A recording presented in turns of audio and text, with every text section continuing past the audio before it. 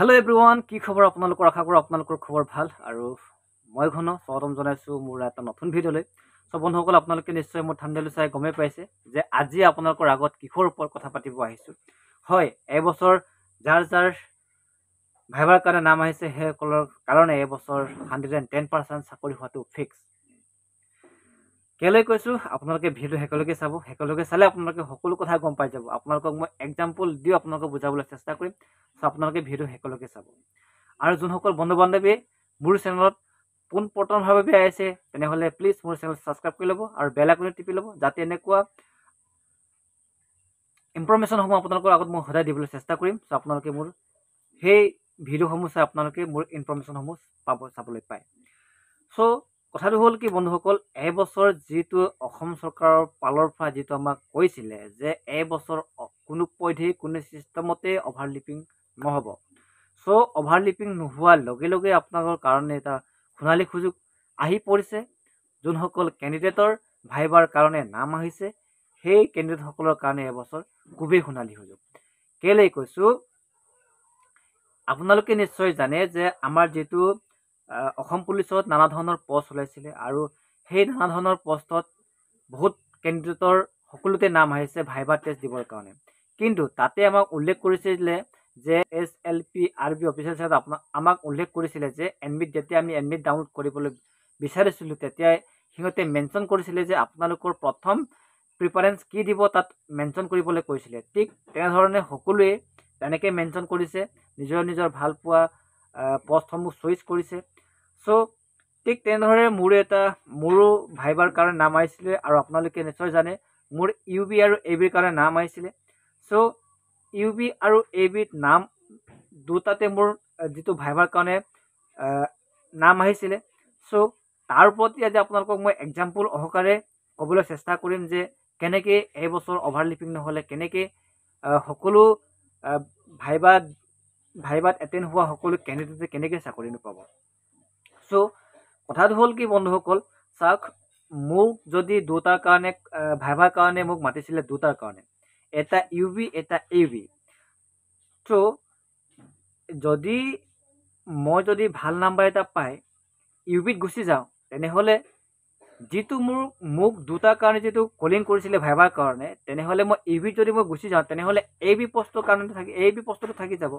চ' সেই যিটো মোৰ যিটো AB পষ্টৰ কাৰণে মোৰ এগেইনষ্টত যাক মাতিছিলে সেই কেণ্ডিডেটৰ কাৰণে সুবিধা হৈ গ'ল। কাৰণ কি হ'ল, যদি মই UBত গুচি যাওঁ তেনেহ'লে মোৰ AB পষ্টটো থাকি যাব। তেনেহ'লে মোৰ কেণ্ডিডেটে মোৰ লগত যোন কেণ্ডিডেটক মোৰ এগেইনষ্টত যোনটো কেণ্ডিডেটক কল কৰিছিলে তেনেহ'লে সেইটো সহজে পাই যাব। ইয়াৰ কম নাম্বাৰ হ'লেওতো UBত পোৱাৰ ওপৰত 110% চিয়'ৰ হৈ গ'ল ইয়াৰ চাকৰি পোৱাটো। আপোনালোকে বুজিব পাৰিছেনে নাই? চ' আৰু এবাৰ কৈছোঁ, আপোনালোকে শুনি লওক। যদি মোক UB আৰু ABৰ কাৰণে ভাইভাৰ কাৰণে কলিং কৰিছিলে, চ' মই যদি ভাল নাম্বাৰ এটা পাই মই UBত গুচি যাওঁ তেনেহ'লে মোক কলিং কৰিছিলে UB আৰু AB। তেনেহ'লে মই UBত গুচি গ'লে ABটো থাকি গ'ল, AB পষ্টটো থাকি গ'ল। তেনেহ'লে সেই মোৰ AB এগেইনষ্টত যাক মাতিছিলে তেনেহ'লেতো সিটো সহজভাৱে পাই গ'ল ABটো। কাৰণ মই যদি UBত গুচি যাওঁ UBত যদি মই গুচি যাওঁ তেনেহ'লে AB যিটো থাকি গ'ল মোৰ পষ্টটোত আৰু মোৰ এগেইনষ্টত যাক মাতিছিলে ABত ভাইভা দিবৰ কাৰণে সেই কেণ্ডিডেটৰ কাৰণে কিমান এটা সুযোগ হৈ গ'ল আপোনালোকে ভাবক। চ' তেনেহ'লে আপোনালোকে এটা কনফাৰ্ম হৈ গ'ল যে এইবছৰ কেলৈ সকলো কেণ্ডিডেটে ভাইভা যোন এটেণ্ড কৰিছে সেইসকলে এইবছৰ কেনেকৈ সহজে চাকৰিটো পাব বা সোণালী সুযোগ, সেইটো কাৰণে আপোনালোকক কৈছোঁ এইবছৰ বহুতেই সোণালী সুযোগ। আৰু যোনসকল কেণ্ডিডেটে ভাইভা দি আহিছে আপোনালোকে নিশ্চয় গম পাইছে কিমানজনক ভাইভা দিবৰ কাৰণে কলিং কৰিছিলে, কিন্তু কিমানজন ভাইভা দিবলৈ আহিছে, কিমানজন এবচেণ্ট হৈছে। আমাৰ যিটো দিনটোতে প্ৰায় 400মান কেণ্ডিডেট কলিং কৰিছিলে, তাতে 20জন মানে এবচেণ্ট আছিলে। তেনেহ'লে ভাবক, আৰু আগৰটোতো এনেকেই এবচেণ্ট আছিলে। তেনেহ'লে আপোনালোকে ভাবক এইবছৰ ভাইভাত যোনসকল এটেণ্ড হৈছে সেই কেণ্ডিডেটসকলৰ কাৰণে সঁচাকৈ কৈছোঁ 110% চাকৰি হোৱাটো ফিক্স। আপোনালোকে যদি কম নাম্বাৰ পায়ো যদি আপোনালোকৰ কাৰণে ভাইভাত নাম আহিছে আপোনালোকে নিশ্চিন্ত হৈ থাকক। যোনসকল কেণ্ডিডেটে ভাইভা দি আহিছে, ভাইভাত আপোনালোকক নানা ধৰণৰ প্ৰশ্নও সুধিব পাৰে বা নুসুধিবও পাৰে। বা আপোনালোকৰ যিটো ভাইবাৰ প্ৰশ্ন সুধিছিলে, ভাইবাত আপোনালোকে সোধা প্ৰশ্নৰ এনচাৰ দিব পাৰিছে বা নোৱাৰিছে তাত কোনো মাইণ্ড নকৰে এবছৰ। আপোনালোকক ডাইৰেক্ট কৈছে আপোনালোকৰ ডিচিপ্লিনটো চাই, আপোনালোকৰ যিটো কেৰেক্টাৰ, সেই কেৰেক্টাৰটো চাই সকলোকে সমান নাম্বাৰ দিব। আপোনালোকে একো ভয় নকৰাব। আৰু যোনসকল কেণ্ডিডেটে এতিয়ালৈকে ভাইবা দিয়া নাই বা আপোনালোকে যদি ভাইবাৰ কাৰণে ভয় কৰি আছে, তেনেহ'লে আপোনালোকে নিশ্চিন্ত হৈ থাকক। আপোনালোকৰ এবছৰৰ চাকৰি হয়তো ফিক্সেই। তেনেহ'লে আপোনালোকে নিশ্চিন্ত হৈ যাওক। আপোনালোকে মাত্ৰ এটেণ্ড কৰক, ভাইবা দিয়ক, আপোনালোকৰ এবছৰ চাকৰি হোৱাটো 110% ফিক্স।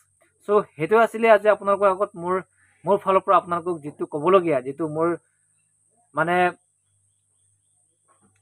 এনালাইজ কৰা আৰু যিটো মই ভাবিছোঁ এইবছৰ সকলো কাৰণে চাকৰি হওক তাৰে কামনা কৰিছোঁ। আৰু সেয়া আছিলে আজি আপোনালোকৰ আগত মোৰ ক'বলগীয়া কিছুমান কথা আপোনালোকৰ আগত মই ক'বলৈ চেষ্টা কৰিলোঁ। যদি আপোনালোকে মোৰ ভিডিঅ'টো চাই যদি ভাল লাগিলে, তেনেহ'লে মোৰ ভিডিঅ' আপোনালোকে যিমান পাৰে লাইক শ্বেয়াৰ কৰক আৰু ছাবস্ক্ৰাইব কৰি লওক। চ' বাই বাই, লগ পাম আৰু নেক্সট এনেকুৱা ভিডিঅ'ৰ যোগেদি। জয় আই অসম।